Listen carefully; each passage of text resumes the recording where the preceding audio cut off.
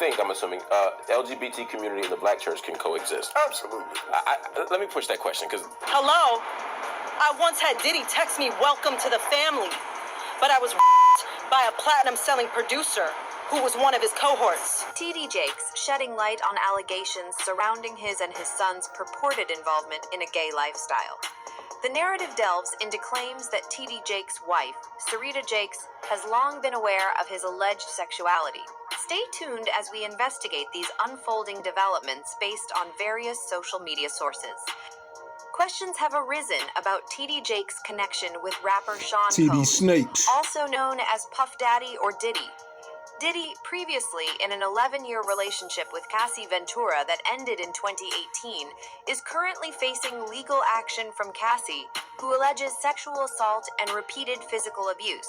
Cassie has presented compelling evidence, bringing Bishop T.D. Jakes into the spotlight amid the controversy.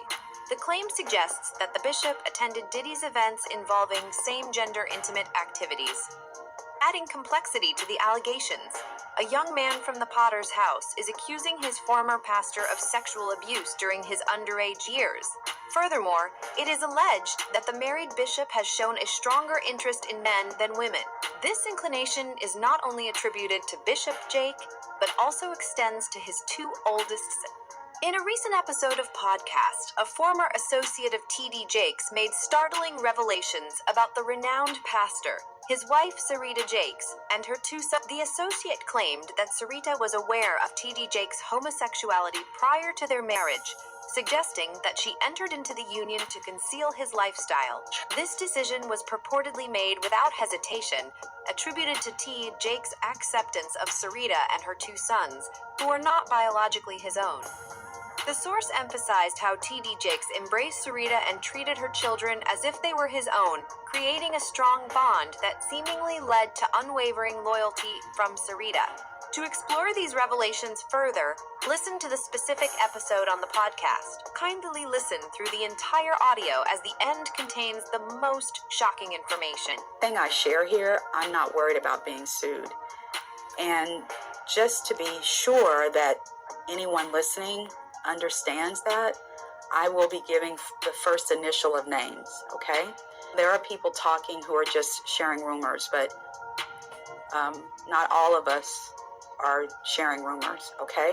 I had a mentor from 1999 to 2000. She was my mentor. Mr. R, okay? His first name started with an R, so Mr. R used to be a boarder in her home. Now, my mentor told me Mr. R is gay, and his wife knows he's gay. Mr. R was a part of the ministerial staff.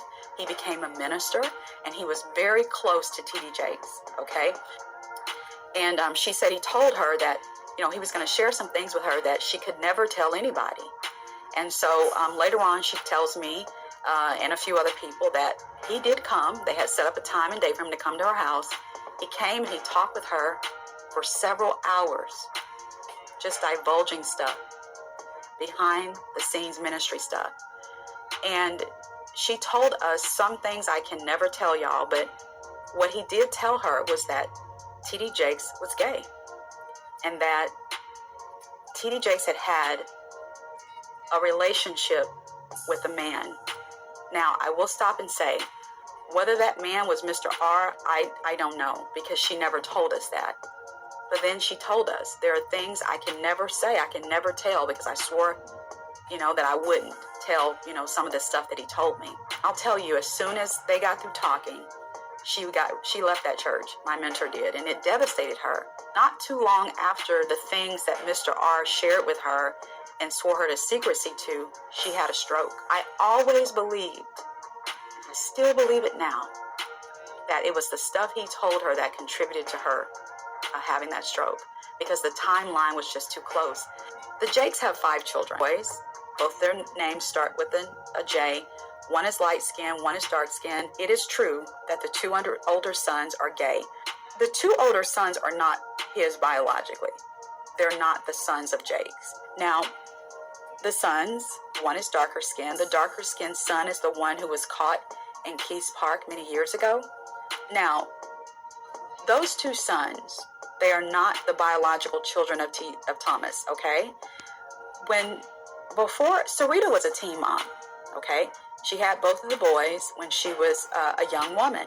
And sometime later, I don't know if it was years, I don't know the time frame of between her having and her meeting Thomas. That part of their story, I don't know. But one of the great things that made her fall in love with Thomas was that he accepted her two boys. And yes, he did later adopt them. So he's the man that raised them, because I don't know anything about their biological father, y'all. I don't know who he is. That's the part I can't say. My mentor told me, and I'll never forget this, there was a time when the Jakes lived near what is not White Rock Lake in Dallas. Okay, they had a home. They used to have a home over there. Never, she told me her friend was part of this group of people that had gone to the house. But I don't know how many sessions they had, but this was a time, as I said earlier, where people kind of saw homosexuality differently, especially in the church. And so they believed that it was an evil spirit and it could be cast out. And so she was telling me that the friend had said that they had had a few sessions at the Jakes' home where they were trying to cast the devil out of these two boys. And I remember, I'll never forget, she said to me, she said, and they said every time they would get to a point where they thought they were going to cast him out, Jakes would leave the room. Why? I don't know. What he was leaving the room for, I don't know. When all the stuff comes out over the next days and weeks about Thomas, T.D. Jakes, which stands for Thomas Dexter, for those who may not know, I don't want to assume everyone knows what that stands for. I want all of you to understand that Sarita was a part of the cover-up. So very often when things come out about these husbands, the wives, the wives get to play innocent. People assume they're innocent, kind of like the Vanessa Long, Eddie Long situation. People assume they're innocent. The wife kind of skates off and people look at her like, "Aw," but that's never the case. It's never the case.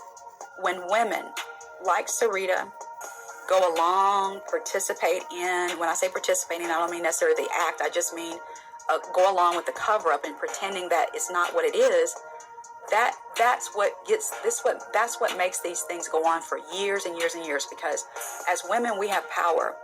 And when we leave a man, people know something's up. What I'm saying is when it all comes out, I don't want anyone to be like, "Aw, poor Sarita." No, it's not going to be poor Sarita. Sarita, people have gotten information back to Sarita for years about her husband.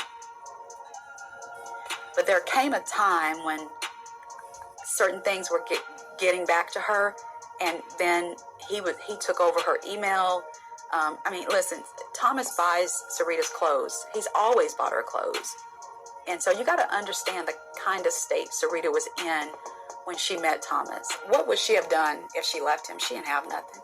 She had nothing. She came from nothing. She was a coal miner's daughter. When I say she came from nothing, I don't mean she as a person isn't valuable. What I'm saying is she didn't come from prestige or money or anything like that. She was a poor girl who had come from upside a mountain in West Virginia. And it was because of him that, she is and has all that she does. So I don't know. I'm not trying to get into her mind and understand why she stayed, why she was okay with him having these extramarital relationships. I don't know. All I know is I'm not even sure if she would have ever had anything had it not been for him. And so maybe she felt some sort of devotion to him because of that. I don't know. And he did take her two sons that she had out of wedlock. Again, not a shaming statement. I'm just saying that because that's the phrase we used to use. And he raised them. I won't be shocked by anything that comes out, but I do know a lot of people are. And I just hope that they don't put it in the lap of God. God doesn't have anything to do with these folks' messes and schemes and sleeping around and whoremongering. He has nothing to do with it. You have to understand it wasn't God allowing, it was us allowing. These rumors have been out for years. How come the church never held him accountable? Maybe he would have sat down years ago. Despite the social media rumors dubbing T. Jakes a power bottom, his wife staunchly supports him. Shortly after news surfaced about T.D. Jakes' alleged Hollywood scandal, she posted on social media, suggesting that challenges are part of God's plan to strengthen them.